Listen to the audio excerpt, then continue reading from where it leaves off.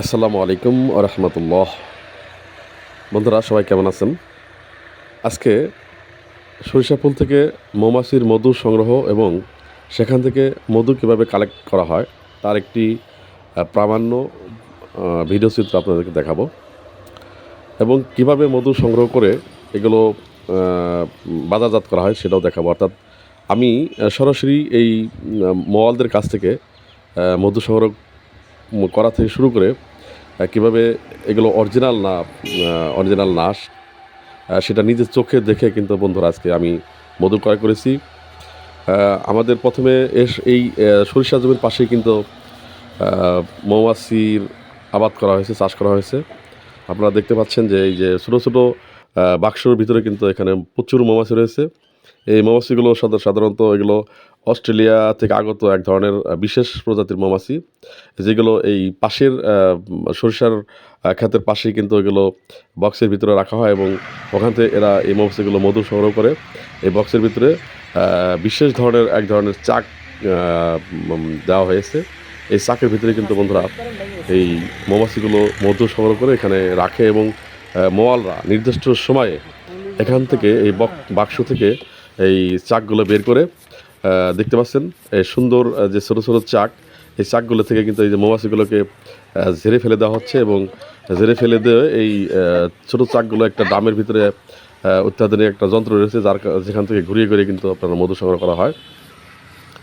প্রথমে বন্ধুরা এই মৌমাছিগুলো এই ক্ষেতের আশেপাশের যে সরিষা গাছ রয়েছে বা সরিষা ফুল রয়েছে সেখান থেকে কিন্তু এরা মধু নিয়ে আসে এবং এদের নির্দিষ্ট প্রতিটা বক্সেই কিন্তু নির্দিষ্ট পরিমাণ কিছু চাক দেওয়া হয়ে থাকে এবং সেই চাকের ভিতরে এই মৌমাছিগুলো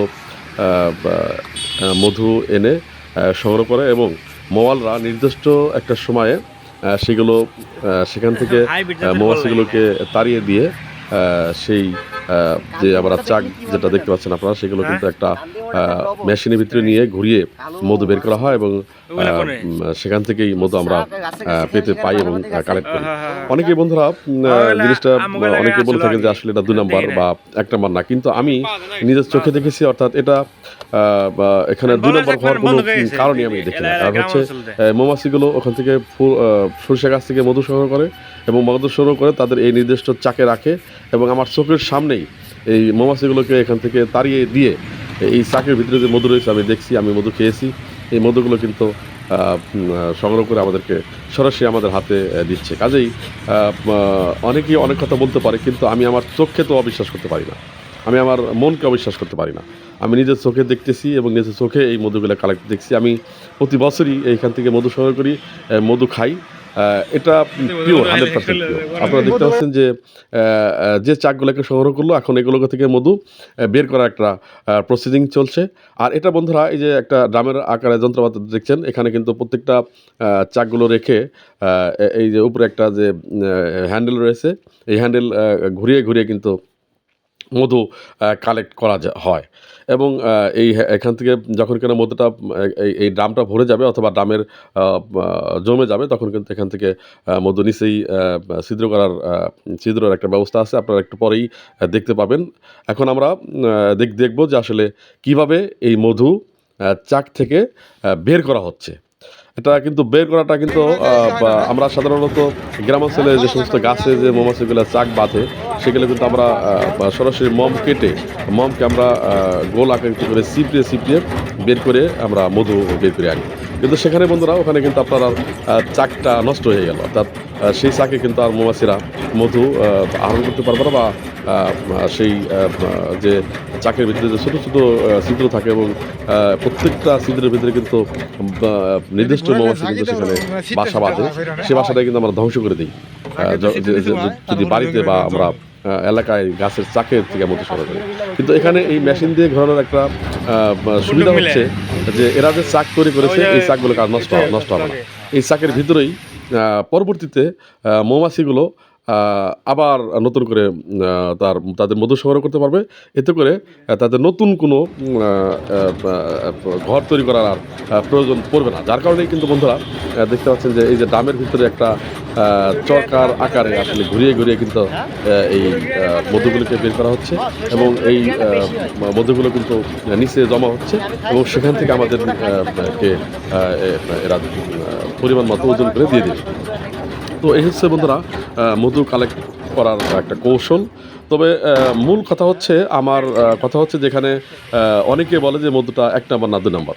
তো আমার কথা হচ্ছে যে এখানে এরা বক্সের ভিতরে কোনো চিনি, কোনো মিষ্টি, কোনো কিছু উপাদান দেয় না এবং এই যে বক্সগুলো এখন খালি হয়ে গেল, এগুলো কিন্তু আবার সেই যে চাকগুলো খালি হয়ে গেলো, এই খালি চাকগুলো কিন্তু আবার ওই যে বক্সগুলো আপনারা দেখতে পেলেন যে কাঠের বক্সগুলো, ওই বক্সের ভিতরে আবার দিবে এবং অটোমেটিক্যালি আবার যে মৌমাছিগুলো রয়েছে নির্দিষ্ট বক্সের মৌমাছি, এগুলো কিন্তু সরিষা ফুল থেকে আবার মধু সংগ্রহ করতে শুরু করবে এবং নির্দিষ্ট বক্সে নির্দিষ্ট চাকে তারা মধুগুলো রাখবে। তবে একটি কথা না বললেই নয়, যে সেটা হচ্ছে মৌমাছি কিন্তু একটা সুশৃঙ্খল প্রাণী। এরা বুঝতে পারতেছে যে আমরা কোন বক্সে থাকবো, কোন বক্সে আছে। অর্থাৎ এক বক্সের মৌমাছি কিন্তু অন্য বক্সে যাবে না, এক চাকের মৌমাছি কিন্তু অন্য চাকে যাবে না। অর্থাৎ এটা ওদের একটা নির্দিষ্ট চীনা পরিচয় রয়েছে যে কোন বক্সে কোন চাকে তারা মধুটা সংগ্রহ করবে। এরকম অজস্র বক্স দেওয়া হয়েছে, অজস্র চাক দেওয়া হয়েছে। প্রত্যেকটা বক্সে নির্দিষ্ট পরিমাণ মৌমাছি কিন্তু তারা নির্দিষ্ট চাকে বা নির্দিষ্ট বক্সেই কিন্তু সেই সরিষা ফুল থেকে মধু সংগ্রহ করে ওখানেই আনতেছে। তো এখন দেখতে পাচ্ছেন যে ঘুরিয়ে ঘুরিয়ে যে মধুগুলো সংগ্রহ করা হলো, এখানে জমলো নিচে, সেগুলোকে বের করার একটা প্রসিডিং চলছে। বের করে ড্রামে জমা করে সেগুলোকে আবার আমরা সেখানে আমি এখানে 7 কেজি মধু কালেকশন করেছি। তো এই 7 কেজি মধু কালেকশন করে কিন্তু আমি নিয়ে আসলাম বাসায় এবং আমি এটা প্রতি বছরই খাই। আমি নিজের জন্য রাখি এবং সারা বছরই আমি কিন্তু এই মধুগুলো রেখে আমি খেতে পারি। দেখতে পাচ্ছেন আমার কন্টেনারে আপনারা যে মধুগুলো দিচ্ছে, এগুলো কিন্তু এখন সেখান থেকেই একদম চোখের সামনেই কালেক্ট করা। কাজেই বন্ধুরা এখানে 2 নম্বরের কোনো সুযোগ নাই। এখানে অরিজিনালি মধু, তবে সরিষা ফুলের মধু এটা একটা সরিষা ফুলের মতো, এটা অন্য কোনো ফুলের না। অর্থাৎ পাশেই সরিষা গাছ দেখতে পাচ্ছেন, সেখান থেকেই এই মধুটা কালেক্ট করা হয়েছে। তো ধন্যবাদ বন্ধুরা, আপনারা যারা মধু খান বা সরিষা ফুলের মধু খান, তারা কিন্তু এই মধুগুলো সংগ্রহ করতে পারেন। চোখের সামনে যেদিন কালেক্ট করে, প্রতিদিন অবশ্যই কালেক্ট করে না, যেদিন কালেক্ট করে সেদিন এসে আপনারা মধুগুলো কালেক্ট করে নিতে পারেন। তো ধন্যবাদ বন্ধুরা, আসসালাম।